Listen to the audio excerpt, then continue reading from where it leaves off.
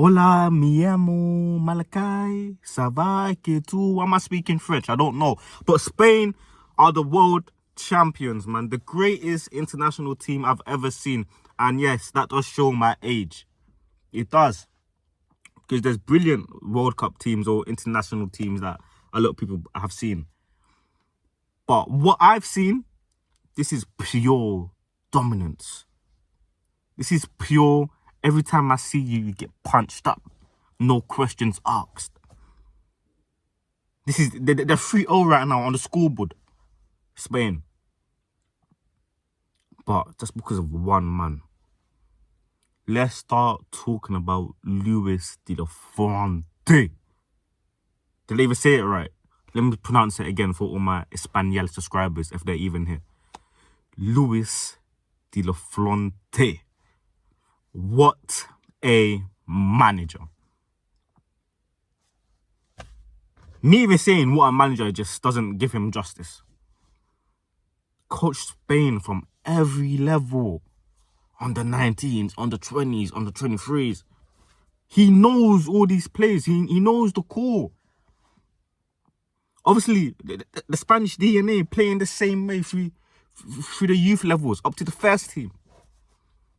He knows what he's doing. Luis de la Fuente. He knows these players. He knows Yamal. He knows Kobasi. He knows Una Simon. He knows all of them. Man won the Nations League. First thing. We all thought, cool, Nations League. Yeah, man, let's just...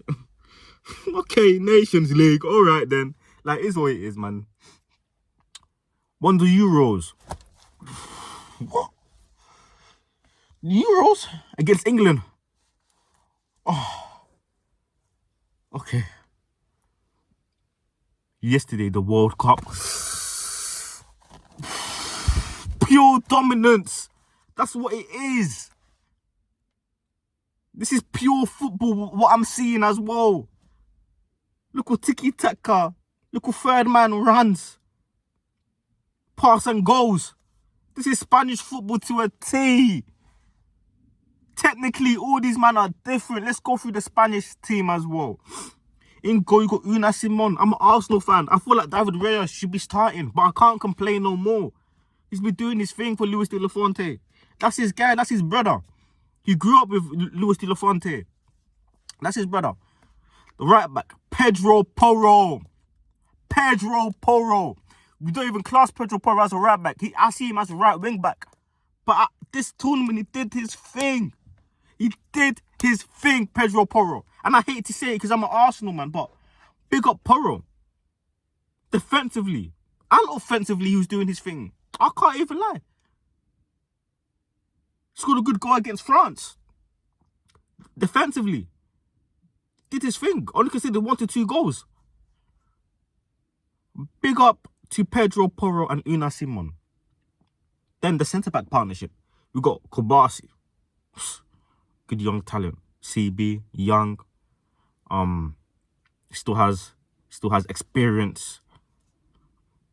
But when you watch him for Barcelona, he's always getting exposed because Hansi Flick.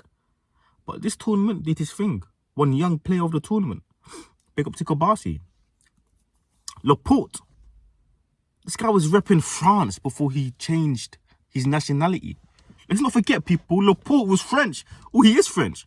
Oh, he's both, anyways, to be fair. He's French and Spanish, but he was repping France. He was trying to get into that French national team. It didn't happen. Changed nationalities to Spain. Now he's starting along Laporte. Also had a great tournament, Laporte. Let's not lie, Laporte. Laporte, what a tournament you had. You were solid. Let's not forget about that. Left back. Chelsea fans, look away, man. Real Madrid's very own Marc Cucurella. What a tournament he had as well. Defensively, Cucurella is just different, bro. I'm not going to lie. Defensively, see Cucurella? Man, see the long hair, the long curls, and get mistaken like he's a joke, man. Cucurella ain't a joke, man. You know, he can defend offensively as well. He's good. Like balanced fullback. We don't see a lot of them in football. In football now, we only see a forward that can do only one. Like defensively, he's strong, but offensively, he's not good. But to have a fullback that can defend and attack, they got Mark Cucurella. Then we get into the pivot. This is where I start dancing, lad. Because this is pure football in this pivot, bro. You got Fabian Ruiz, underrated. Like I said, in PSG, they only talk about Vitinha, João Neves. But they need to start speaking about this guy right here. Yeah, Fabian Ruiz, baller. And who's next to him? Rodri. I'm just going to stay silent because there's nothing to say on Rodri because we all know what Rodri is on, especially Premier League fans. Rodri is different, man. The greatest DM ever. Better than Busquets. Like I said, he's right here. Busquets is... He's here. He's close to grabbing him. You know what I mean? So it's not like a far thing because Busquets is still in close proximity. But listen, you get me. What a pivot, Maurice and Rodri. Listen, there's no better pivot in the World Cup that I've seen. Hasn't been. What a midfield. Then you have Yamal on the right-hand side. Probably not the greatest tournament, but he always carries a threat, Yamal. In the 1v1 situations, just know you're cooked. You have to double up on Yamal to lock him up. That's the only solution I have for you guys. Left wing, you have Alex Baena. Listen, when he was at Villarreal, I watched a bit of Alex Baena. I'm not going to lie. I thought, technically good, pretty decent. And he was decent in this tournament, I'm not going to lie. He was pretty good. Did his thing, I'm not going to lie. Big up Alex Baena. In the 10.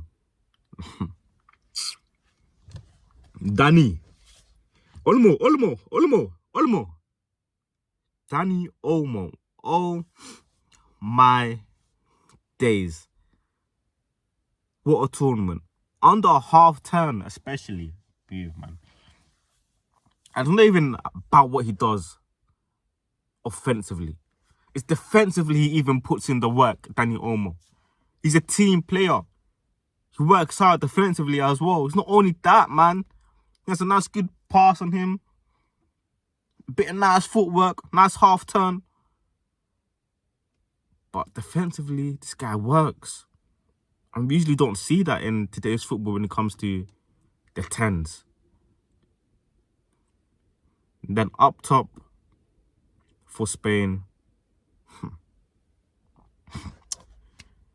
the brother that plays for Real Sociedad, I'm not going to say his name because I don't want to pronounce it wrong, but I'll call him that. Respectfully, what a tournament he had as well. I actually like him. He was playing as a false 9. Bro, dropping deep, linking up, the third man runs, coming off him when he drops and there's space behind, so someone just makes that run. Like, bro. When you look at the Spain team, you think, it's not that good. You see Kabasi there, you see Alex Baena there, you see Poro, and you think, nah, they ain't gonna do nothing. Look at the French team, Olise, Mbappe, Dembele. You think Tchouameni, Saliba, Upamecano. But as a team, they play football, bro. They know each other. They know the chemistry is there. It's like on FIFA, flipping Ultimate Team. It's all green lines. They all know how to play with each other, bro. It's like an orchestra, bro. They just know, like, they just know. And that's all down to Luis de la Fuente. He lets them play when they're attacking. The combination plays. The rotational triangles I was seeing. But not only that, defensively, bro. When I see Spain, I don't class them to be solid or even very good defensively. But Luis de la Fuente, that structure that you implemented this World Cup, that 4-4-2, I don't know, he probably did it in the Euros, but I probably wasn't watching like that. But that 4-4-2 mid-blocked, the compactness, blood. These guys only conceded like 1 to 2 goals this entire tournament. Like, that defensive structure was nuts. Kabasi did his thing as well. Winning his aerial duels, getting the blocks in, last-ditch tackles. Like, what do you want me to say? What do you actually want me to say? Then off the bench, you have people like Ferran Torres, Williams. Off the bench, Mikel Merino. Like, this Spain side is actually complete, bro. They can do everything. They can defend. They can attack. Listen, they can even choose to counter-attack, do that counter-attacking thing. They can play long ball football. Like, Luis Del Fonte actually, he built a flipping mad thing. It's mad. And they've been dominating international football, bro. Nations League, Euros, World Cup. Are they going to win Nations League again? It's mad, bro. And this is why I say this is the greatest international team I've seen, man. And plus, it's the names. It's not like big names in the Spain side. Obviously, you have Yamal and Rodri, which are like the two biggest names there, but it's not like it's crazy names in there. Pedri, how can I forget about Pedri? Pedri is also there.